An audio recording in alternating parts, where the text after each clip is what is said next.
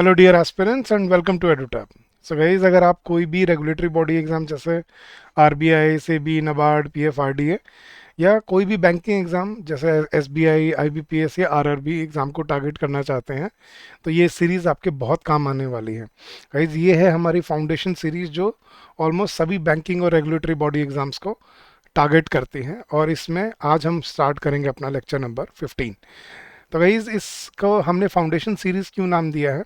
इसमें हम बिल्कुल बेसिक से, बिल्कुल ज़ीरो से हम आपको हर चीज़ सिखा रहे हैं, और हर कंपोनेंट को आपको बहुत डिटेल में जाके कवर किया जाएगा। बट गाइज, एक चीज़ जो यहाँ पे मिसिंग मिलेगी वो है आपके practice questions, mock test, previous year question, sample test, और उसके बाद सेक्शनल टेस्ट, और उसके बाद at the end of the day final full length mock test. तो ये सब आपको कहाँ मिल सकता है? Along with all the recorded lectures as well as live classes. तो गाइज, आप हमारे कोर्सेज में जुड़ सकते हैं। मैं बता देता हूँ आपको कैसे करना है। I just take 20 seconds. नीचे डिस्क्रिप्शन में लिंक दिया हुआ है वैसे, बट एक सिंपल तरीका है गाइज, मैं आपको सिंपल से बताता हूँ। आपने बस क्या करना है, अपने गूगल पे जाइए और ब्राउज़र पे जाके अपने बस टाइप करिए edutap.in, EDUTAP, edutap.in। जैसे ही आप edutap.in सर्च करेंगे, आप सीधा हमारे लैंडिंग पेज पे आ जाएंगे और यहाँ पे आपको दिखेंगे हमारे सारे कोर्सेज। इस पे बैंकिंग कोर्सेज पे क्लिक कीजिए, नीचे आइए और ये रहे आपके जो भी अवेलेबल कोर्सेज हैं। पहले तो गाइज, ये 2 दिन का डेमो कोर्स है हमारा बैंकिंग एग्जाम महापैक का। इसमें आप 2 दिन के लिए, 48 आवर्स के लिए हमारे पूरे एग्जाम, बैंकिंग एग्जाम महापैक कोर्स को आप देख सकते हैं। जितनी मर्जी चाहे वीडियोस देख सकते हैं, वो आपकी चॉइस होगी। ये है हमारा कॉम्बो कोर्स जिससे आप आरबीआई और बैंकिंग दोनों को टारगेट कर सकते हैं। सर, इसमें डिफरेंट क्या है? इसमें आपको क्यूआरई के बियॉन्ड भी आपको finance management, economic and social issues, current affairs, general awareness, वो सब वो आपको कंपोनेंट मिलता है। इसीलिए ये थोड़ा एक्सपेंसिव भी है। इस पे अभी हम 75% डिस्काउंट ऑफर कर रहे हैं। The coupon code is weekend. और ये है हमारा सिर्फ बैंकिंग एग्जाम्स के लिए, जो आपको एसबीआई, आईबीपीएस और आरआरबी के लिए प्रिपेयर करेगा, जिसमें आपको क्वांट्स, रीजनिंग, इंग्लिश के कंपोनेंट्स मिलेंगे। तो इनमें आपको कॉन्सेप्ट क्लासेस मिलेंगी, चैप्टर वाइज टेस्ट मिलेंगे, फुल लेंथ टेस्ट मिलेंगे, सॉल्व पीवाईक्यूज मिलेंगे, समरी शीट्स, करंट अफेयर्स के मैगजीन्स, फिर sectional test, full length test, current affairs के फुल लेंथ टेस्ट, वो सब आपको यहाँ मिलेगा। और इस पर अभी हम 70% डिस्काउंट ऑफर कर रहे हैं, and the coupon code is capital bank 70। तो come join us, streamline your preparation and make your journey constructive and fruitful for yourself। तो चलिए गाइज, स्टार्ट करते हैं। तो आज हम स्टार्ट कर रहे हैं अपना एडजेक्टिव्स का पार्ट 2। गाइज, पिछले लेक्चर अगर आपने नहीं देखा है तो पहले प्लीज़ वो देख लीजिएगा, क्योंकि उसके बिना आपको ये लेक्चर समझ नहीं आएगा, क्योंकि उसमें बेसिक कॉन्सेप्ट मैंने आपको एक्सप्लेन किए थे कि एडजेक्टिव्स क्या होते हैं। Basically words that add quality into nouns और प्रोनाउंस, कि वो वर्ड्स जो किसी नाउन या प्रोनाउन में क्वालिटी ऐड करते हैं उनको हम क्या बोलते हैं? एडजेक्टिव्स। मतलब वो वर्ड्स जो किसी नाउन या प्रोनाउन को क्वालिफाई करते हैं। ठीक है, अब क्वालिफाई करने के मैंने आपको 9 तरीके बताए थे: quantity, opinion, size, age, shape, colour, origin, material and purpose, और सास कॉम्प बेसिकली जो हमने सीखा था। तो ये there are 9 ways of adding quality into a noun. ठीक है, तो यहाँ तक हमने जो बेसिक सारा कॉन्सेप्ट हमने पिछली बार सीख लिया था। 3 डिग्रीज होती हैं एडजेक्टिव्स की। फर्स्ट डिग्री पॉजिटिव डिग्री, जो एक की क्वालिटी बढ़ाती है। सेकंड डिग्री कंपैरेटिव, जो दो में कंपैरिजन दिखाती है। और दो से ज़्यादा के लिए हम क्या यूज़ करते हैं? Superlative degree. तो यहाँ तक हमने बेसिक कॉन्सेप्ट किया था। अब हम आज स्टार्ट करते हैं इसके कॉन्सेप्ट्स, और इसमें एक लेक्चर और लेंगे हम, नेक्स्ट लेक्चर, जिसको हम डिटर्मिनर्स बोलते हैं। वो भी आपको बहुत हेल्प करेगा, क्योंकि ये कंप्लीट लेक्चर आपका इसी कंपोनेंट से जुड़ के बनता है। तो चलिए guys, without any further Rideau start करते हैं अपना। तो पहला कॉन्सेप्ट क्या है गाइज? एडजेक्टिव्स। अगर आपको समझ आ गए थे कि एडजेक्टिव्स क्या होते हैं, जो वर्ड नाउन या प्रोनाउन की क्वालिटी बढ़ाते हैं। जैसे स्मार्ट, ठीक है, India is a great country, great. He is an intelligent boy, intelligent. Rohit is a hard working person, hard working. My grand father was a brave soldier, brave. तो कोई भी वर्ड जो किसी नाउन या प्रोनाउन की quality बढ़ाते हैं, वो क्या होता है? हमारा एडजेक्टिव्स। अब पहला कॉन्सेप्ट है गाइज इसका समझना। पहला एक्सेप्शन क्या कहता है कि कंपैरेटिव डिग्री सिर्फ दो एंटिटीज को कंपेयर करने के लिए यूज की जा सकती है। अब ये चीज आपको शायद किसी ने बताई नहीं होगी आज तक। अब मैं अगर आपसे पूछूं कंपैरिजन कितनों में होता है, दो में या दो से ज्यादा में? आप क्या बोलोगे? सर, कंपैरिजन तो दो से ज्यादा में भी हो सकता है। कहने का मतलब क्या है? क्या मैं ये बोल सकता हूँ Rohit is taller then his friends? Rohit अपने सभी दोस्तों से लंबा है, तो क्या मैं बोल सकता हूँ Rohit is taller then his friends? नहीं। अब सुनने में तो लग रहा है हाँ सर हो सकता है, क्यों, अपने सारे दोस्तों से लंबा है। तो अगर वो सारे दोस्तों से लंबा है तो फिर वो टॉलर नहीं, फिर वो टॉलेस्ट होगा। Rohit is the tallest among his friends.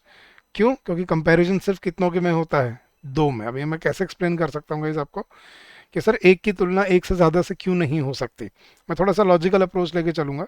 देखना गाइस, कंपैरिजन क्या होता है? तुलना। तुलना मतलब कंपैरिजन कैसे होता है? तराजू में। तराजू देखा सबने? तराजू की कितनी साइड होती हैं? दो। सोचो तराजू की तीन साइड होती। Just imagine for a second, आप किसको किससे कंपेयर कर रहे होते? तो चलो मैं लॉजिकली एक्सप्लेन करता हूँ, देखना। अब क्या एक का कंपैरिजन दो से ज़्यादा से हो सकता है? मतलब दो से ज़्यादा से हो सकता है, दो से हो सकता है?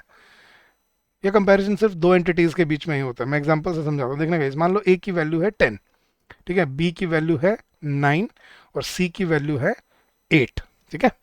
अब अगर मैं इंडिविजुअली मैं बोलूँ तो मैं ये बोल सकता हूँ A is greater than B, और इंडिविजुअली अगर मैं बोलूँ तो मैं ये बोल सकता हूँ A is greater than C, right. But क्या इसका मतलब ये भी सही है कि A is greater than B and C? क्या इसका मतलब ये भी वैलिड है? नहीं। अब आपको समझ आ रहा है कि ए की वैल्यू 10 है और बी प्लस सी को अगर मैं ऐड कर दूं तो वो ए से ज़्यादा बन जाएंगे। तो ये अलग इंडिविजुअली ए बी से बड़ा है और ए सी से बड़ा है, लेकिन अगर मैं कलेक्टिवली बात करूं तो ये दोनों एक साइड आके इससे ज़्यादा हो जाते हैं, तो ये गलत है। तो यही चीज़ होती है अगर आप एक का कंपैरिजन एक से ज़्यादा से करते हो। तो अगर मैं बोलता हूँ Rohit is taller than his friends, तो मैंने एक तरफ उसके सारे दोस्त खड़े कर दिए और एक तरफ रोहित को खड़ा कर दिया। अब सारे दोस्तों की जो हाइट्स है वो इकट्ठा मानी जाएगी, क्योंकि कंपैरिजन दो के बीच में होता है। तराजू दो, तराजू में दो साइड्स होते हैं सिर्फ। तो अब आपको समझ आ गया, लॉजिकली मैथमेटिकली क्लियर हो गया होगा कि क्यों कंपैरिजन सिर्फ दो एंटिटीज के होता है। क्योंकि तुलना सही तरह से दो एंटिटीज में ही कर सकते हैं एक टाइम पे। दो से ज़्यादा की अगर बात करोगे तो फिर हम, अगर मुझे यही बोलना होता, मान लो अगर यहाँ पे ऐसा होता कि बी की वैल्यू 5, सी की वैल्यू 4, डी की वैल्यू 3, तब मैं बोल सकता था A is the biggest of A is the biggest among all of them. तो ए इन सबसे बड़ा है। तो अगर इन सबसे बड़ा बोलना है तो क्या बोला जाएगा? Superlative degree. तो यही समझाना है इस कंपैरिजन कितनी एंटिटीज के लिए यूज होता है? सिर्फ दो एंटिटीज के लिए। दो से ज्यादा में कभी कंपैरिजन यूज नहीं होगा। जैसे इंसानों में Rohit is more experience than his colleague. Colleagues नहीं बोल सकता, अगर कॉलीग्स हो गया तो फिर मुझे यहाँ पे क्या लगाना पड़ेगा? Most experienced. हाँ जी, ऑब्जेक्ट्स में जैसे this new processor is faster than the previous model, कि ये जो प्रोसेसर है ये पिछले मॉडल से ज़्यादा तेज़ है। प्लेसेस के लिए Bengaluru has cooler weather than Chennai in the summer, कि गर्मियों में बेंगलुरु में जो भी थोड़ा टेम्परेचर कम रहता है। ये क्वालिटीज़ में जैसे हर second draft was far more persuasive than the first. तो जब आप दो एंटिटीज़ को कंपेयर करते हो सिर्फ तभी कंपैरेटिव डिग्री यूज़ की जा सकती है। अब सवाल ये उठता है, सर अच्छा ये तो समझ के चलो ये कंपैरिजन दो में ही होता है, दो से ज़्यादा में होगा तो क्या बोलेंगे? अब समझना, superlative degree is use in comparing more than two entities, चाहे वो लिविंग हो चाहे वो नॉन लिविंग हो। दो से ज़्यादा में अगर कंपैरिजन होगा तो हमेशा याद रखना, दो से ज़्यादा में अगर कंपैरिजन होगा तो फिर हमेशा क्या यूज़ करना पड़ेगा? Superlative degree. जैसे out of all the candidates interview today Ananya is the most qualified. Objects में जैसे of the 5 laptops tested this model has the longest battery life. Mount Everest is the highest peak in the world. That was the most insightful presentation of the entire seminar. तो जब आप किसी को सबसे ज़्यादा या दो से ज़्यादा में जब आप कंपैरिजन करने लगते हो तो हमें कौन सी डिग्री यूज़ करनी होती है? Third degree, superlative degree. तो याद रखना, comparative degree is only used for two entities, जबकि दो से ज़्यादा एंटिटीज की अगर बात हो तो क्या यूज़ किया जाएगा? फिर हम यूज़ करते हैं मोस्ट, मतलब सुपरलेटिव डिग्री यूज़ की जाती है। ठीक है, तो याद रखना, comparison between only two entities. ठीक है, हाँ वो दोनों एंटिटीज प्लूरल हो सकते हैं। जैसे मैं बोलता हूँ Indians are smarter than Pakistanis, ये तो फैक्ट है, इसमें कोई वो नहीं है। तो इंडियंस आर मोर इंटेलिजेंट। तो यहाँ पे हमने प्लूरल को कंपेयर किया प्लूरल से, लेकिन दोनों एंटिटीज क्या हैं? मतलब एंटिटीज दो ही हैं। हम ये नहीं बोल सकते कि इंडिया, अगर मैं चलो ऐसे बोलूँ इंडिया इज बिगर देन, कुछ भी बुला लो यार, कोई भी कंट्री से कंपेयर कर लो, India is bigger than Egypt, ठीक है। अब इंडिया इजिप्ट से बड़ा है, लेकिन मैं ये नहीं बोल सकता India is bigger then all the European countries, नहीं। फिर अगर इंडिया इज बिगर देन नहीं, फिर क्या होगा? India is the biggest of all the European countries, ऐसे करके। तो कंपैरिजन याद रखना सिर्फ दो एंटिटीज में और दो से ज़्यादा में क्या यूज़ होता है, सुपरलेटिव एडजेक्टिव्स। ठीक है, ये चीज़ ज़्यादा बच्चों को पता नहीं होती, इसमें कई बार हम कंफ्यूज हो रह जाते हैं। तो पहला exception, comparison is done in only two entities. ठीक है, इन बिटवीन टू एंटिटीज, दो से ज़्यादा के लिए हमें क्या यूज़ करना पड़ेगा, सुपरलेटिव डिग्री। चलिए, ये था पहला रूल। सेकंड रूल पे चलते हैं। तो सेकंड रूल क्या है गाइस, कभी भी याद रखना मैं इसको सिंपल टर्म्स में एक्सप्लेन करता हूँ आपको। कभी भी याद रखना, जो एडजेक्टिव्स अपने पीछे E R E S T लगाते थे, जो सिंगल सिलेबल वाले एडजेक्टिव होते थे, वो कभी अपने आगे मोर मोस्ट नहीं लगा सकते। और जो एडजेक्टिव अपने आगे मोर मोस्ट लगाते हैं, वो कभी अपने पीछे E R E S T नहीं लगा सकते। कहने का मतलब क्या है, ठीक है, पहली गलती तो क्या कर देते हैं, कभी कभी हम डबल कंपैरेटिव या डबल सुपरलेटिव यूज कर देते हैं। कई बार आपने सुना है, लोग बोलते हैं, ये गलतियां हो जाती हैं, सबसे ऑर्गेनिक मिस्टेक है ये। ठीक है, जैसे हम क्या बोल देते हैं कि भाई जैसे मान लो जिस दिन मेरा सिलेक्शन हुआ, that was the most happiest day of my life. अब मोस्ट भी बोल रहे हो और फिर हैप्पीएस्ट भी बोल रहे हो, ये कैसे किया आपने, ये नहीं हो सकता। लेकिन क्यों क्यों हो जाता है ये जल्दीबाजी में, क्योंकि देखो हम हिंदी में दो वर्ड बोल रहे होते हैं कि ये मेरी ज़िंदगी का सबसे खुशहाल दिन है। अब सबसे और खुशहाल, तो हमें लगता है कि हिंदी में दो वर्ड है तो इंग्लिश में भी दो होने चाहिए। तो जल्दीबाजी में क्या बोल जाते हैं हम, क्या दिस वॉज या that was the most happiest day of my life. अब मोस्ट और हैप्पीएस्ट एक साथ नहीं बोले जा सकते, याद रखना। ठीक है, या ऐसे ही मोर हैप्पियर भी नहीं बोल सकते। सर मोर हैप्पी बोल सकते हैं, हैप्पी को हैप्पियर बनाने के बजाय मोर हैप्पी बना सकते हैं, happy, more happy, most happy नहीं। यही समझा रहा हूँ कि जो एडजेक्टिव्स अपने पीछे E R E S T लगाते हैं, वो अपने आगे कभी मोर मोस्ट नहीं लगाते।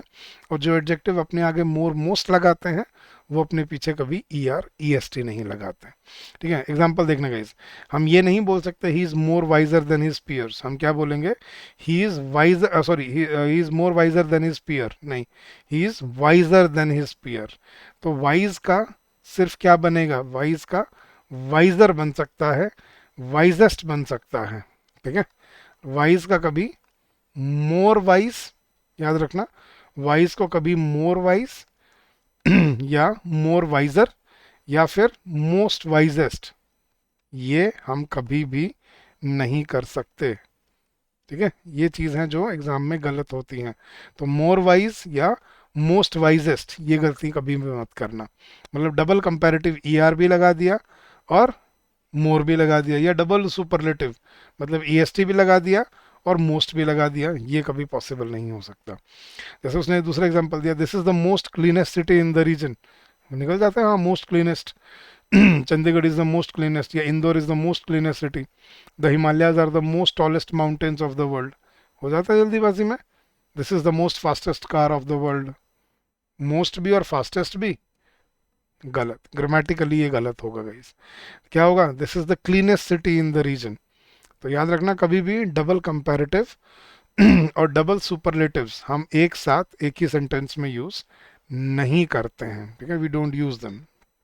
चलिए, तो दैट वाज योर, मान लो उसने एग्जांपल बना के देता हूँ, उसने एग्जांपल क्या बनाया, आई feel she is more smarter than her sister. क्या गलती है यहाँ पे गाइस,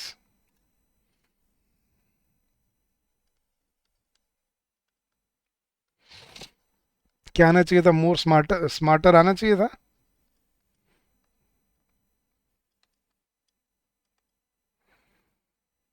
हाँ जी, इंडिया इज मोर, चलो, India has more brighter future then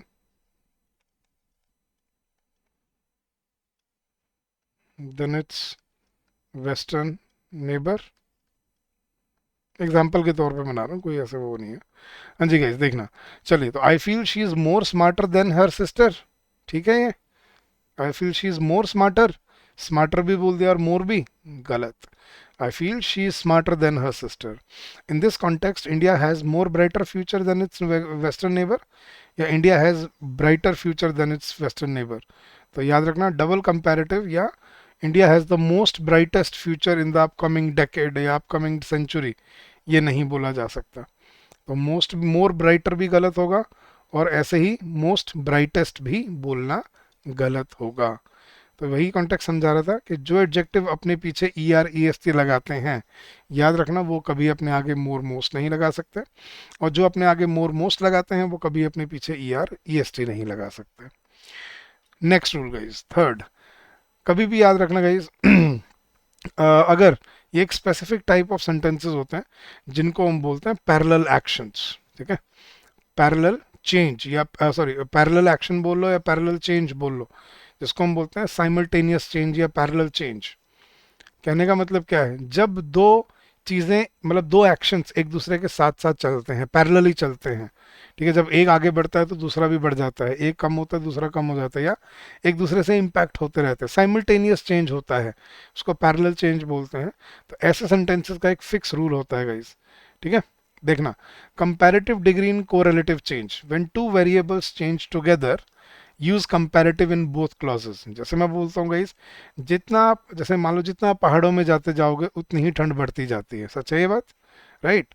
तो अगर मैं सेंटेंस ऐसे बोलता हूँ, द हाई यू गो या the higher you go, the higher you go in the mountains, the higher you go in the mountains the colder it gets, कि जितना आप पहाड़ों में जाते जाते हो उतनी ही ठंड क्या होती जाती है, बढ़ती जाती है। So the higher you go in the mountains the colder it gets. अब यहाँ पे आपको दो चीज़ याद रखनी है गाइस। पहला, अगर जब देखो जितना ऊपर जाते जा रहे हो उतनी ठंड बढ़ती जा रही है, इसको पैरेलल चेंज क्यों बोल रहे हैं, ये मान लो हमने सी लेवल पे शुरू किया, ठीक है, तो जितना ऊपर गए उतनी ठंड बढ़ गई, और ऊपर गए और ठंड बढ़ गई, और ऊपर गए और ठंड बढ़ गई, और ऊपर गए और ठंड बढ़ गई। तो ये पैरेलल चेंज है एक दूसरे का, परपेचुअल चेंज है। तो ऐसे सेंटेंसेस को कैसे बोला जाता है, याद रखना दोनों जगह पे हमें कौन सी डिग्री यूज करनी पड़ती है, कंपैरेटिव डिग्री, क्योंकि एक दूसरे के साथ परपेचुअल कंपैरिजन होता जा रहा है, ऊपर जाते जाओ ठंड बढ़ती है, ऊपर जाओ ठंड बढ़ेगी, ऊपर जाओ ठंड बढ़ेगी, तो ये परपेचुअल कंपैरिजन है एक दूसरे के साथ। और दूसरी चीज जो याद रखनी है, यहाँ पे हमें दोनों के आगे द लगाना कंपलसरी होता है। ये द वाली चीज याद रखना, ये बहुत बार बच्चे भूल जाते हैं या इसको स्किप कर देते हैं। ये फिक्स रूल है, द भी लगाना पड़ेगा दोनों के सामने और कंपैरेटिव डिग्री भी लगानी पड़ेगी। जैसे मैं बोलता हूँ कि जितना आप बड़े होते जाओगे उतने आप समझदार होते जाओगे, ठीक है। So the older you get the wiser you will be, so the older you get and the wiser you will become. ये जैसे हम कई बार होता है ना कि हम बिंज वॉच करते हैं, कई बार ऐसा देखा कि जितना मैं सीरीज देखता गया उतना ही मेरा मन करता गया कि मैं उसको देखता रहूं। So the more I watch the series या the TV serial, the more I wanted to watch it, कि जितना मैं देखता गया उतना ही और मन करता गया देखता जाऊं। ये जैसे मैंने बोला, the more I read the novel, the more I read the novel the more I wanted to finish it, कि जितना मैं नॉवल को पढ़ता गया उतना ही मेरा मन करता गया कि मैं इसको ख़त्म कर दूं, ठीक है, होता है कई बार इतना अच्छा लगता है कि छोड़ ही नहीं पाते हम। So the more I read the novel the more I wanted to finish it. तो ये ऐसे यूज़ किए जाते हैं द के साथ कंपैरेटिव डिग्री यूज़ करके। देखना एग्जाम्पल, देखना, the higher the inflation rises the lower the purchasing power falls. Accountancy में पढ़ते हो आप ये चीज़, इकोनॉमिक्स में, कि जितनी ज़्यादा इन्फ्लेशन बढ़ती जाएगी मतलब महंगाई बढ़ती जाएगी उतनी ही परचेजिंग पावर गिरती जाएगी देश में। The more diligently you prepare the better your outcomes will be. जितना आप मन लगा के मेहनत से प्रिपेयर करोगे उतना ही अच्छा आपका रिजल्ट आएगा। The sooner we act the less damage the economy will suffer, कि जितना जल्दी हम इस पे काम करेंगे उतना ही कम हमारी अर्थव्यवस्था को, इकोनॉमी को नुकसान पहुंचेगा। सो ये होता है पैरेलल सेंटेंसेस, पैरेलल चेंज। जब दो एक्शंस एक दूसरे के पैरेलल चलते हैं तो याद रखना दोनों जगह पे हमें द और कंपैरेटिव डिग्री दोनों यूज करनी होती हैं। The more the better, the sooner the less damage. वो पेपर में क्या करता है, कंपैरेटिव डिग्री तो दे देगा, वो एक द छोड़ देगा बीच वाला। जैसे वो क्या कर देगा, the sooner we act comma less damage the economy will suffer, वो द छोड़ देगा यहाँ पे और बच्चे को गलती नहीं नजर आती फिर। तो ये दोनों याद रखना, यहाँ पे द के साथ कंपैरेटिव डिग्री एक साइड, और दूसरी साइड भी आपको क्या ध्यान रखना पड़ेगा, द के साथ कंपैरेटिव डिग्री यूज करनी पड़ती है। ठीक है, तो इसको ऐसे याद रखना, द के साथ दोनों तरफ कंपैरेटिव डिग्री आनी चाहिए। क्लियर हो गया गाइस? तो that is your rule number 3। चलिए नेक्स्ट रूल पे चलते हैं, रूल नंबर 4। देखना गाइस, रूल नंबर 4 क्या कहता है। अब ये एक्सेप्शंस पे आ गए हम। देखना, कुछ ऐसे वर्ड्स होते हैं गाइस, मैं आपको लिखवा देता हूँ सारे पहले। ये सुनने में कंपैरेटिव वर्ड्स जैसे लगेंगे, आपको कंपैरेटिव एडजेक्टिव्स लगेंगे, लेकिन ये कंपैरेटिव एडजेक्टिव नहीं होते, ये पोजिशनल एडजेक्टिव होते हैं। देखना कौन से, senior, junior, interior, exterior, superior, inferior, anterior. Anterior होता है देश के अंदर या किसी चीज़ की बाउंड्री के अंदर, और अल्टीरियर मतलब देश के बाहर। सुना है, there are ulterior powers behind this, के देश के विदेशी ताकतों का हाथ, ऐसे बोलते हैं ना। तो anterior, ulterior, prior, posterior, prior, posterior. हाँ, तो ये वर्ड याद रखना, senior, junior, interior, exterior, superior, inferior, anterior, ulterior, prior, posterior. वैसे दो वर्ड और आते हैं इसमें, बट ये अलग से हैं, बट लिख लो चलो, प्रेफर एंड एल्डर। ठीक है, ये वर्ड्स याद रखना आज के बाद गाइस। अगर ये वर्ड सेंटेंस में यूज हो रहे हैं तो पहले चीजें समझना, ये कंपैरेटिव वर्ड्स नहीं होते, ये पोजिशनल वर्ड्स होते हैं। कहने का मतलब क्या है, देखना, मैं हाइट में तुमसे लंबा हूं, ये कंपैरिजन है, I am taller than you. मैं तुमसे उम्र में बड़ा हूँ, I am older than you. मैं तुमसे ज़्यादा एक्सपीरियंसड हूँ, I am more experience than you. लेकिन अगर मैंने आपको ये बोल दिया कि मैं तुमसे सीनियर हूँ, तो अगर मैं तुमसे सीनियर हूँ तो आप ऑटोमेटिकली क्या हो गए, मुझसे जूनियर हो गए। तो आप जूनियर, मैं सीनियर, फिर आपके मेरे बीच में कंपैरिजन किस बात का रहा? वो तो दो अलग अलग पोजीशन हो गई ना, राइट? अगर मैं बोलता हूँ कि ये प्रोडक्ट सुपीरियर है दूसरे प्रोडक्ट से, तो दूसरा अपने आप इन्फीरियर हो गया। तो उन दोनों में कंपैरिजन किस बात का बचा फिर? अगर मैंने बोला ये है प्रायर पहले, तो दूसरा क्या हो गया, पोस्टीरियर बाद में। ठीक है, ये पहले करना तो मतलब वो बाद में करना, तो उसमें कंपैरिजन किस बात का बचा? तो ये ऐसे वर्ड्स होते हैं guys, जो सुनने में कंपैरेटिव वर्ड्स जैसे लगते हैं। पता है क्यों? क्योंकि इनके एंड में साउंड वही वाली सी लग रही होती है, अर वाली, अर। जैसे टॉलर, फास्टर, लॉन्गर, शॉर्टर, बिगर, स्मॉलर, सीनियर, जूनियर। तो वो अर वाली साउंड कहीं ना कहीं हमें कंफ्यूज कर देती है। तो पहली चीज याद रखना, ये कंपैरेटिव वर्ड्स नहीं होते, ये पोजिशनल वर्ड्स होते हैं। इनको लिख लेना सब बेशक। तो याद रखना, ये आई ओ आर एंडिंग वर्ड्स बोलते हैं इनको, आई ओ आर। इनमें ई आर नहीं होता कंपैरेटिव एडजेक्टिव्स की तरह। जैसे टॉल का टॉलर बन रहा था ना, ऐसे सीन का सीनियर नहीं बनता, जून का जूनियर नहीं बनता, ये ऐसे नहीं बनते। ये तो इस यहीं से समझ आ जाएगा, ये उस कैटेगरी के वर्ड्स नहीं है। तो ये पोजिशनल वर्ड्स होते हैं, और इसके लिए याद रखना, इनके साथ पहली चीज तो हम कभी इनके साथ दैन यूज नहीं करते। क्या यूज करते हैं? टू यूज करते हैं। ठीक है, तो he is not senior than me, he is senior to me होता है। She is junior to me. ठीक है, ही इज, मैं बोलता हूँ कि Apple is superior to Samsung and Samsung is inferior, मतलब वैसे एग्जांपल दे रहा हूँ, नथिंग रॉन्ग अगेंस्ट एनीथिंग। तो मैंने बोला Samsung is inferior to Apple, right? तो prior to the show, posterior to the show, interior to that room, exterior to this room, right? तो इनके साथ याद रखना, कभी दैन नहीं, क्या यूज किया जाता है, हमेशा टू यूज किया जाता है, क्योंकि ये कंपैरेटिव नहीं है, पोजिशनल वर्ड्स होते हैं। और एक और चीज जो यहाँ पे नहीं मेंशन है वो भी बता देता हूँ, याद रखना, इनसे पहले आप कभी मोर या मोस्ट भी यूज नहीं कर सकते, क्योंकि मोर सीनियर क्या होता है guys? He is more senior, she is most most junior, most superior, more inferior. नहीं, ये पोजिशनल वर्ड्स हैं, इनमें कंपैरिजन नहीं हो रहा। तो इनके आगे आप कभी आई ओ आर एंडिंग वर्ड्स को भी यूज, आई ओ आर एंडिंग वर्ड से पहले इनको आप यूज नहीं कर सकते। याद रखना, मोर मोस्ट भी नहीं आ सकता।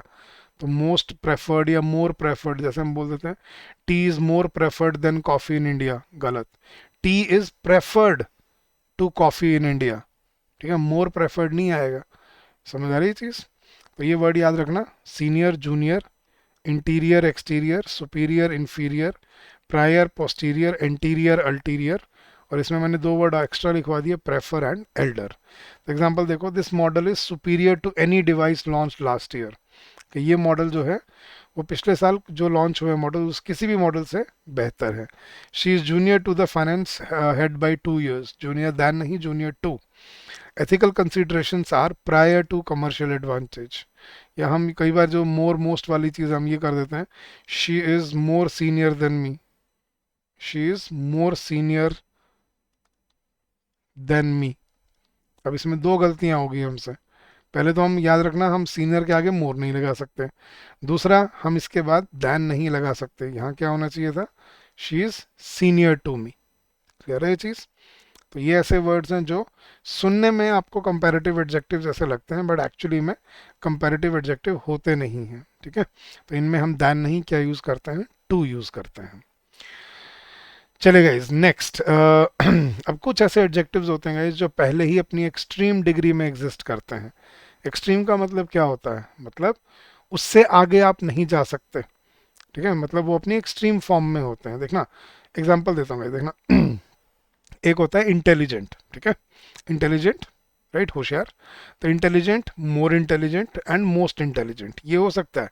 लेकिन अगर किसी को मैंने जीनियस बोल दिया, जीनियस मतलब क्या होता है, 100 साल में एक इंसान, जो एक इंसान जो जन्म लेता है उसको जीनियस बोलते हैं। तो अगर किसी को मैंने जीनियस बोल दिया, क्या Albert Einstein was a genius, उसकी तुलना किससे करोगे सर? उसका तो कोई कंपैरिजन ही नहीं है, राइट। देखना, जैसे मैं बोल दिया एक होता है गुड, राइट। गुड, गुड को हमने बोल दिया बेटर, और बेटर का क्या हो गया, best, right. Good, better, best. लेकिन अगर किसी चीज़ को मैंने परफेक्ट बोल दिया, परफेक्ट का मतलब क्या है, मतलब अति संपूर्ण, मतलब उसमें कोई कमी ही नहीं है, परफेक्ट है। तो उसकी तुलना किससे करोगे फिर आप, कि this is more perfect than that, या this is the most perfect? नहीं। अब आपको समझ आएगा कि हाँ क्या गलती है। हाँ जी, और एग्जांपल देखना, जैसे मैंने बोल दिया कंप्लीट, कंप्लीट का मतलब क्या है, संपूर्ण। तो जो संपूर्ण हो गया है, कंप्लीट हो गया है, उसको और किससे कंपेयर करोगे फिर, मोर कंप्लीट, मोस्ट कंप्लीट। हाँ जी, यूनिक, देखो यूनिक का मतलब क्या होता है, अद्भुत, मतलब उस जैसा कोई दूसरा हो ही नहीं सकता। तो जब उस जैसा कोई दूसरा हो ही नहीं सकता, तो कंपेयर किससे करोगे फिर आप? तो कुछ वर्ड्स होते हैं जो अपनी एब्सोल्यूट क्वांटिटी को डिफाइन करते हैं, मतलब एक्सट्रीम उस फॉर्म में होते हैं। ठीक है, अब इन एडजेक्टिव्स में क्या याद रखना है, इनको हम कंपैरेटिव या सुपरलेटिव फॉर्म में यूज नहीं कर सकते। ठीक है, जैसे unique, universal, perfect, ideal, complete, infinite. Infinite क्या होता है, अनगिनत। तो जो अनगिनत ही हो गया, उसकी कंपैरिजन किससे करोगे, इम्पेकेबल, ठीक है, इनडिसाइसिव, इम्पॉसिबल, जो इम्पॉसिबल ही हो गया, उसको फिर कंपेयर किससे करोगे आप, नहीं हो सकता। तो अब ये याद रखना, तो इनके आगे आप कभी मोर मोस्ट यूज नहीं कर सकते। ठीक है, जैसे मैंने बोल दिया यूनिवर्सल, यूनिवर्सल का मतलब क्या होता है, जो हर जगह है, पूरी ब्रह्मांड में है। जैसे गॉड इज यूनिवर्सल, राइट, भगवान हर जगह है। तो आप उसके कंपैरिजन किससे करोगे, कोई तुलना की बात है इसमें? तो जब हर जगह ही होगा, फिर कंपैरिजन किस बात का है? हाँ जी, तो जैसे मैंने बोल दिया आइडियल, जैसे मैं बोलता हूँ Darjeeling has ideal conditions for the growth of tea in India, या Assam has the ideal conditions for the growth of tea plantation in India। तो जब आइडियल ही हो गया, आइडियल मतलब उससे बेटर है ही नहीं, तो फिर तुलना किससे करोगे? जो एक्सट्रीम फॉर्म में होते हैं, सुप्रीम, पैरामाउंट, नादिर, जेनिथ, ये जो एक्सट्रीम फॉर्म में होते हैं, इम्पॉसिबल, ठीक है, इम्पेकेबल, एक्सट्रीम, तो जैसे ब्रिलियंट, ठीक है, ब्रिलियंट, जीनियस, ठीक है। तो ये जो एडजेक्टिव्स होते हैं, मतलब और भी आपको ऐसे मिल जाएंगे, तो आपको सेंस समझ आनी चाहिए। अब एग्जांपल और भी होंगे इसके, लेकिन ये हैं जिन पे बहुत ज़्यादा गलतियां होती हैं हमसे एग्जाम में, unique, perfect, entire, ideal, impossible. This is the most impossible task I have ever seen. Impossible ही होगा तो फिर मोस्ट क्या है फिर उसमें? या मैं बोलता हूँ कि जैसे मैंने ना, ये गलती मैंने लाइव सुनी हुई है बाय द वे। मैं एक बार गाड़ी से जा रहा था तो रेडियो पे जो अनाउंसर थे उन्होंने अनाउंस किया, जैसे होता है ना गानों में सॉन्ग्स चल रहे होते हैं, रॉन्ग सॉन्ग्स के बीच में फिर वो अपनी ऐड करने आ जाते हैं कि हमारा फ्लैट खरीद लो, हमारी प्रॉपर्टी खरीद लो। तो उसमें एक प्रॉपर्टी वाले का ऐड आई हुई थी, उन्होंने ऐड में बोला कि this location is the most unique location of the city. Most unique. अब मेरे दिमाग में तो वही खड़का, यार ये तो गलत है, क्योंकि यूनिक के आगे मोस्ट लगाना इज गलत। वाई? क्योंकि जब यूनिक ही होगी, उस जैसी और कोई है ही नहीं, तो फिर कंपेयर किससे कर रहे हो आप? लेकिन सुनने में तो ठीक लग रहा था रेडियो पे, राइट? तो ऐसे हम डे टू डे लाइफ में गलतियां और एग्जाम में भी कर जाते हैं। तो absolute adjectives are not compared, मतलब they do not change their degrees, वो पॉजिटिव से कंपैरेटिव या सुपरलेटिव में नहीं चेंज होते, मतलब उनके आगे आप मोर मोस्ट यूज नहीं कर सकते। हाँ जी, हम क्या बोलते हैं, it was a unique opportunity, ना कि द मोस्ट यूनिक अपॉर्चुनिटी। हम ये बोलते हैं his reasoning was perfect, though his delivery faltered. The solution is impossible, not more impossible. तो इम्पॉसिबल को मोर इम्पॉसिबल या मोस्ट परफेक्ट या मोर यूनिक या मोस्ट यूनिक ये नहीं बोला जा सकता। तो एक्सट्रीम एडजेक्टिव्स जो हैं वो अपनी डिग्री चेंज नहीं करेंगे, वो जिस डिग्री में रहते हैं उसी डिग्री में वो फंक्शन करते हैं। क्लियर हो गया गाइस? तो इनको आपको समझ के चलना है कि unique, universal, perfect, ideal, complete, infinite, indefinite, impossible, impeccable, eligible. ठीक है, इम्पेकेबल जिसमें कोई गलती है ही नहीं। ठीक है, तो इम्पेकेबल ही हो गया जो, तो उसके उसमें और किसको किससे कंपेयर करोगे आप उसको? राइट? तो ये होते हैं आपके एक्सट्रीम एडजेक्टिव्स, जो अपनी एक्सट्रीम बात का अपनी एक्सट्रीम फॉर्म में एग्जिस्ट करते हैं। चलिए, ये था आपका रूल नंबर 5। नेक्स्ट रूल पे चलते हैं। एग्जाम्पल देखने गए, थोड़ी देर पहले मैंने एग्जाम्पल देखा था, मैं वहीं से एग्जाम्पल बनाता हूँ एक। The weather of Chennai is hotter than, ऐसे कुछ था ना, Bengaluru.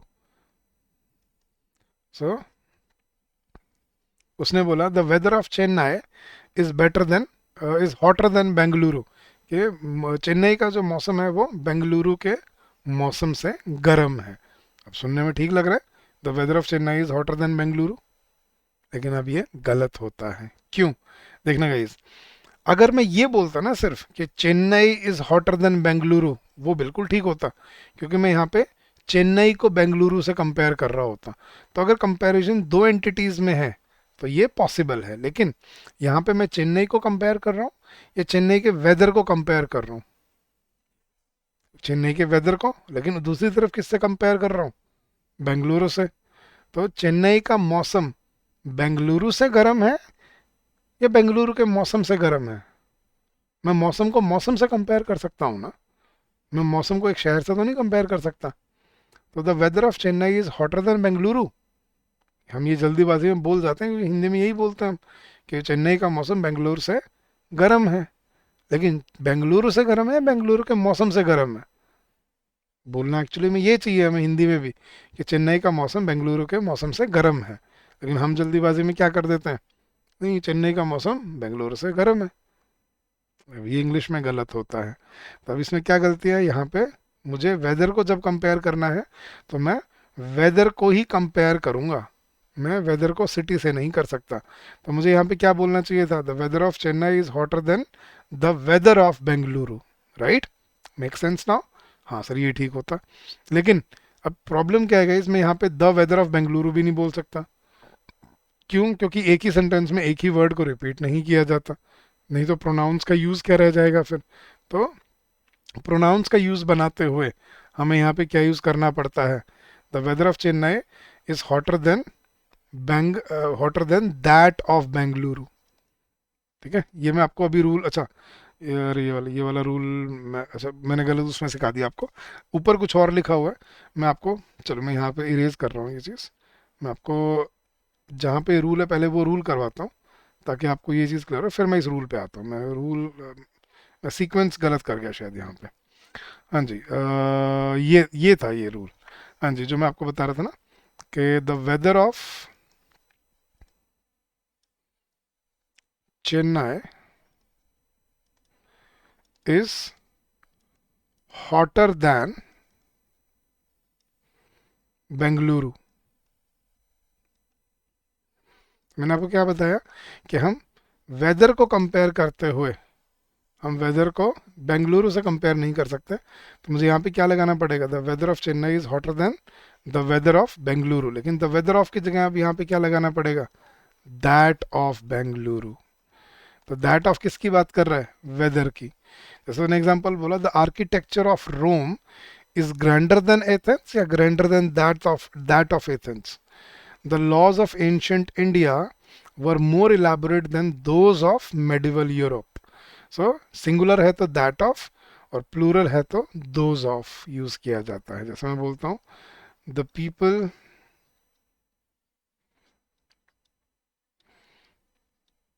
Of India are more hospitable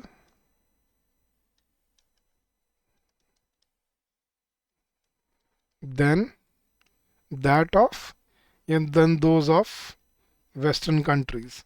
कि इंडिया के जो लोग हैं वो वेस्टर्न कंट्रीज से क्या हैं, ज़्यादा हॉस्पिटेबल हैं, ज़्यादा मेहमान नवाजी करते हैं। सो ये देखो, अगर मैं ये बोलता ना India is more hospitable than any western country, वो ठीक होता। लेकिन यहाँ पे मैं इंडिया को कंपेयर नहीं कर रहा, मैं कंपेयर किसको कर रहा हूँ, इंडिया के लोगों को। तो सर हमें कैसे याद रहेगा कि सर यहाँ पे रूल लगाना है, जब दो नाउन्स के बीच में ऑफ दिखे ना आपको, ऑफ से याद रखना ये चीज़। ये ऑफ अगर आ रहा है तो मतलब वो इसको ऑफ के बाद वाले को नहीं, वो ऑफ के पहले वाले को कंपेयर कर रहा है। So the people of India are more hospitable than western countries या more hospitable than those of western countries. तो यहाँ पे हमें क्या लगाना पड़ेगा, than those of western countries. Clear हुआ ये वाला रूल, देन दैट ऑफ और देन दोज ऑफ वाला। कि अगर किसी नाउन की बजाय किसी नाउन के ऑब्जेक्ट को मतलब ऑफ लगा के अगर उससे पहले यूज हो रहा है, तो जो ऑफ से पहले वर्ड है इसको कंपेयर करने के लिए हमें दैट ऑफ या अगर प्लूरल है तो दोज ऑफ यूज करना पड़ता है रिपीटेशन के लिए। जैसे मैं अगर ये बोलता हूँ, मान लो एग्जांपल देता हूँ, एक टीचर ने दूसरे टीचर को बोला, the students of my class are more hard working than your class. सुनने में ठीक लग रहा है, लेकिन ये गलत है। क्यों, अगर देखो टीचर ये बोलता ना कि my class is more hard working than your class, वो ठीक होता। लेकिन उसने कंपेयर किसको किया, स्टूडेंट्स को। तो the students of my class, तो स्टूडेंट्स को कंपेयर भी किससे किया जाना चाहिए, स्टूडेंट से ही। So the students of my class are more hard working than those of your class. तो स्टूडेंट्स को स्टूडेंट से कंपेयर किया जाएगा तो क्या यूज होगा, those of. The roads of Chandigarh are cleaner than Delhi, या the roads of Chandigarh are cleaner than those of Delhi. ये चंडीगढ़ के रोड्स दिल्ली के रोडों से क्या है, ज़्यादा साफ है। मतलब एग्जांपल के सेंस में दे रहा हूँ। So the roads of Chandigarh are cleaner than Delhi, नहीं cleaner than those of Delhi होगा यहाँ पर। क्लियर हो गई ये चीज़। तो ये है आपका दैट ऑफ और दोज ऑफ यूज करने का रूल। चलिए अब जो मैं रूल बीच में स्किप कर गया वो कराता हूँ गाइस। हाँ देखना, अब हमने क्या सीखा था, कंपैरिजन सिर्फ कितनों में होता है, दो के बीच में होता है, राइट। तो अगर मैं ये बोलूं, अब बताना ये सेंटेंस ठीक है या नहीं है, Reena is taller than any girl of her class. चलो ऑफ हर टीम बोल लेते हैं कि रीना अपनी टीम में जितनी भी लड़कियां हैं उन सब से लंबी कौन है, रीना है। तो Reena is taller than any girl of her team. ठीक है या गलत है गाइस, आप सोच रहे होगे सर ये तो गलत है, क्योंकि आपने हमें क्या क्या सिखाया थोड़ी देर पहले, कंपैरिजन सिर्फ कितनी एंटिटीज में हो सकता है, दो एंटिटीज में हो सकता है, राइट। लेकिन यहाँ पे तो आपने सारी पूरी टीम में जितनी लड़कियां हैं सबसे कंपेयर कर दिया, तो ये तो गलत है। यहाँ पे टॉलर देन नहीं टॉलेस्ट आना चाहिए था। नहीं गई, आप सुनना, इस कॉन्सेप्ट को बोला जाता है सुपरलेटिव कंपैरिजन। सुपरलेटिव लेकिन कंपैरिजन मतलब बात में सुपरलेटिव ही बोल रहा हूँ, ठीक है। सुपरलेटिव कंपैरिजन, बात में सुपरलेटिव ही बोल रहा हूँ, लेकिन बोल कैसे रहा हूँ, कंपैरिजन करके। मतलब ये वो तरीका होता है जैसे होता है ना, हम कान को इधर से भी पकड़ सकते हैं और उधर से भी पकड़ सकते हैं, तो ये वो वाला है। ठीक है।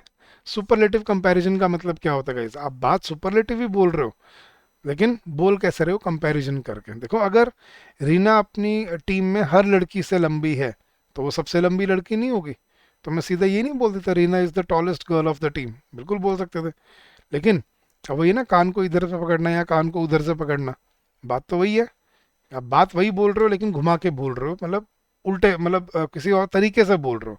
तो अगर मैं बोलता हूँ कि Reena is taller than any girl of her team, अब बोलो लेकिन सर आपने बोला था दो से ज़्यादा में कंपैरिजन नहीं हो सकता, आपने तो सभी लड़कियों से कंपेयर कर दिया।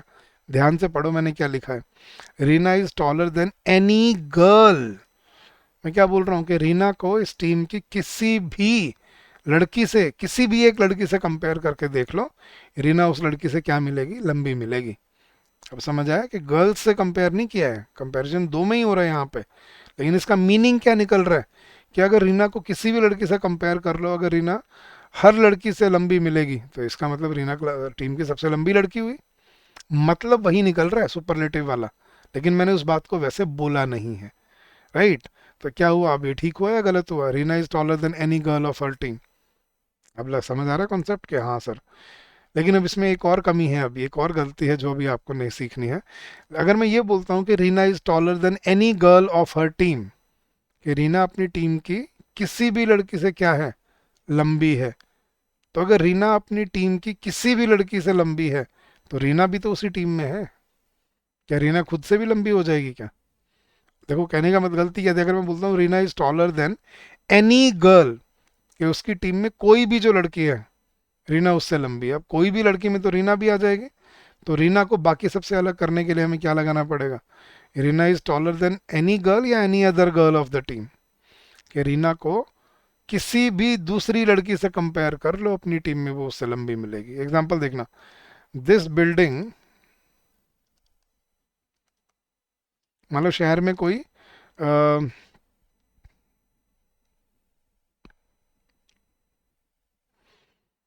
हाँ, मान लो शहर में कोई बिल्डिंग जो सबसे पुरानी बिल्डिंग है, this building is older than any building in the city.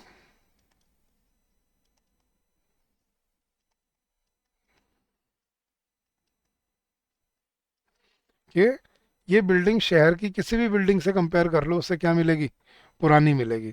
तो अगर किसी भी बिल्डिंग से कंपेयर करूं तो ये बिल्डिंग भी तो है वहीं पे। तो this building is older than any building of the city, या this building is older than any other building in the city. यहाँ पे हमें क्या लगाना पड़ता है गाइस, एनी अदर लगाना पड़ता है। ठीक है। जैसे उसने एग्जांपल दिया देखना, पहले उसने क्या बोला, when comparing one item with others of the same group use any other to avoid self comparison. जैसे माउंट एवरेस्ट इज, देखो नॉर्मली तो हम क्या बोल सकते हैं, Mount Everest is the highest peak in the world, normally हम यही बोलते हैं, Mount Everest is the highest peak in the world. But क्या मैं उसको ऐसे बोल सकता हूँ, Mount Everest is higher than any other peak in the world, कि दुनिया में जितनी भी पीक हैं उनमें से किसी भी पीक को कंपेयर कर लो, माउंट एवरेस्ट उस पीक से क्या मिलेगा, ऊंचा मिलेगा। Among all economists of his generation, Amartya Sen is more influential than any contemporary thinker या एनी अदर कंटेम्प्रेरी थिंकर।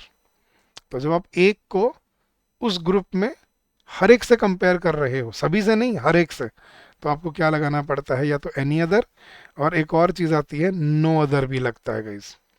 जैसे एग्जांपल देखना, नो, हाँ जी चलो, नो रिवर इज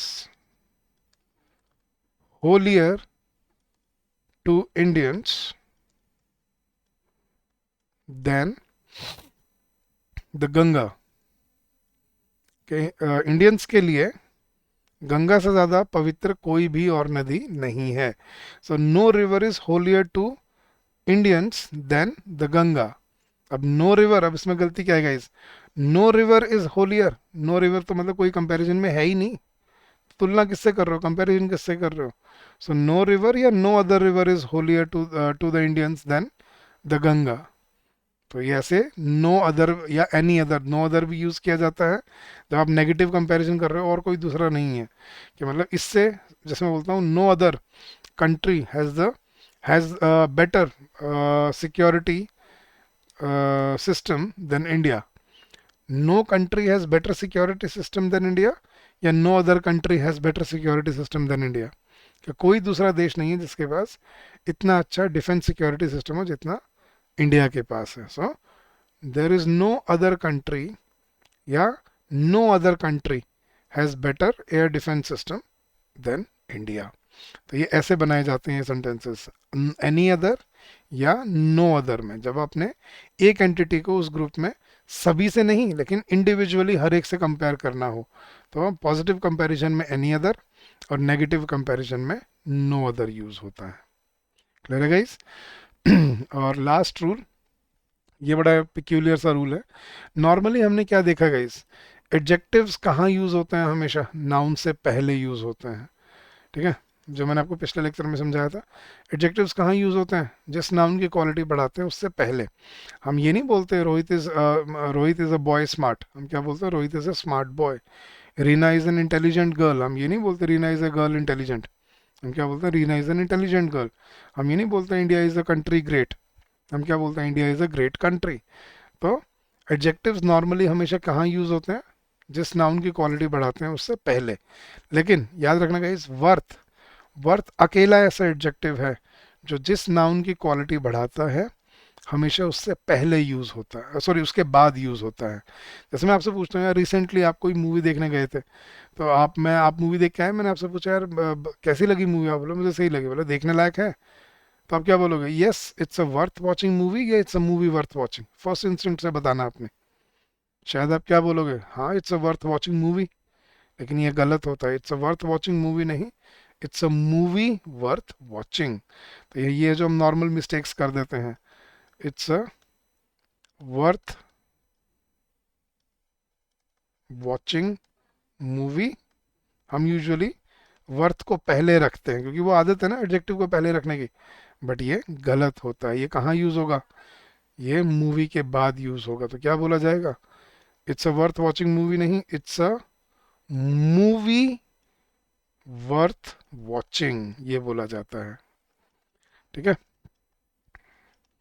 जैसे उसने एग्जांपल बोला, it was a worth speech, worth hearing speech, या it was a speech worth hearing for every policy maker. The museum houses worth admiring paintings, या the museum houses paintings worth admiring for their historical depth. तो a worth seeing monument नहीं होगा. ठीक है, we visited a monument, या it's a monument worth seeing once in your life time. Kashmir is a worth visiting place, या Kashmir is a place worth visiting at least once in your life time. भाई जन्नत है, Kashmir is the paradise of the country. So Kashmir is a worth visiting place, या Kashmir is a place worth visiting at least once in your life time. तो worth अकेला ऐसा adjective है guys जो पूरी इंग्लिश लैंग्वेज में जो जिस नाउन की क्वालिटी बढ़ाता है वो उसके बाद यूज होता है. तो it's a movie worth watching बोला जाएगा, ना कि it's a worth watching movie बोला जाएगा. हाँ जी, मैं बोलता हूँ यार ये नॉवल पढ़ने लायक है, this is a worth reading novel, या this is a novel worth reading. याद रखना जो नाउन है वो पहले आएगा इसमें, this is a novel worth reading, ना कि it's a worth reading novel. हम ये नहीं बोलते it's a worth reading novel, हम क्या बोलते हैं, इट्स अ नॉवल, नाउन पहले आएगा and then it will be followed by the adjective worth. तो worth is the only adjective which is used after the noun, it modifies, it qualifies. Clear हो रही है चीज गाइस? तो ये थे, और नेक्स्ट वाला आई थिंक हम मैंने आपको पहले ही करा दिया, दैट ऑफ वाला और दोज ऑफ वाला, कि जब हमें किसी नाउन के ऑब्जेक्ट को कंपेयर करना होता है तो हम उसकी रेपिटेशन के लिए दैट ऑफ या दोज ऑफ यूज करते हैं. So the economy of India is better then Germany today.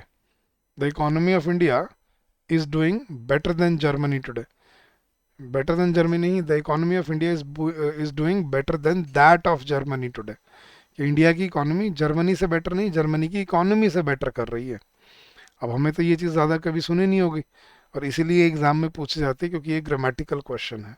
ठीक है, तो चलिए गाइज, ये थे आपके एडजेक्टिव्स के 8 रूल्स. लेकिन ये टॉपिक अभी ख़त्म नहीं हुआ है, अभी इसमें अभी एक लेक्चर और करेंगे हम डिटर्मिनर्स वाला. वो बिल्कुल अलग से पढ़ाए जाते हैं क्योंकि वो ऐसे एडजेक्टिव्स हैं जो एडजेक्टिव्स की तरह काम नहीं करते, उनका फंक्शन ही अलग होता है कुछ, ठीक है।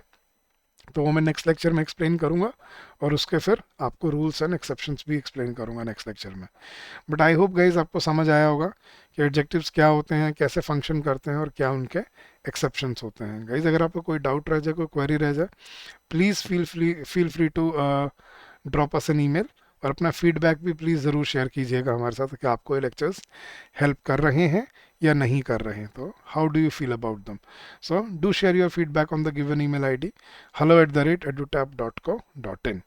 सो thank you so much for today guys, I will see you again next week. But जाने से पहले फिर से मैं आपको अपने कोर्सेज़ के बारे में बता देता हूँ।